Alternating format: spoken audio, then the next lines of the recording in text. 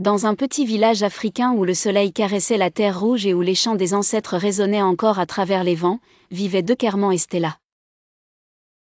Depuis leur enfance, ils étaient inséparables, courant ensemble à travers les champs, partageant leurs rêves sous le grand baobab du village. À mesure qu'ils grandissaient, leur complicité s'était transformée en amour. Dekerman, fils d'un grand chasseur du village, était connu pour son courage et son cœur généreux. Stella, quant à elle, était la fille du chef du village, une jeune femme d'une beauté envoûtante et d'une intelligence rare. Leur amour était pur, mais un obstacle de taille se dressait devant eux, la famille de Stella.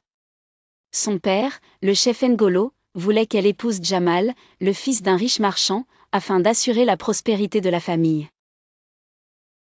Quand Stella annonça à son père qu'elle aimait Dekerman et souhaitait l'épouser, Ngolo entra dans une colère noire.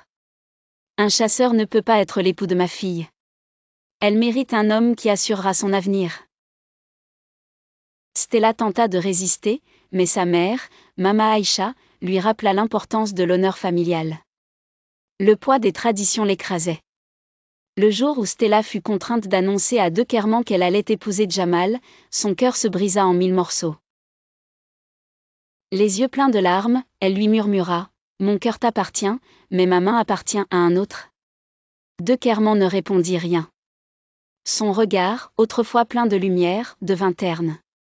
Il se contenta de partir, laissant derrière lui les souvenirs d'un amour qu'il croyait éternel.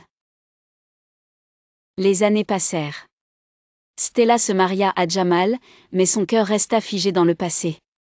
Chaque soir, sous le baobab où elle et Dekerman se retrouvaient, elle déposait une fleur, espérant qu'un jour, il lui pardonnerait. Quant à Dekerman, il quitta le village, voyageant de contrée en contrée, cherchant un sens à son existence. Mais malgré la distance, il savait qu'un morceau de son âme était resté là-bas, auprès de Stella. Et ainsi, sous le ciel africain étoilé, le chant du cœur brisé de Dekerman et Stella continua d'exister, porté par le vent, témoin d'un amour que ni le temps ni les traditions n'avaient pu effacer.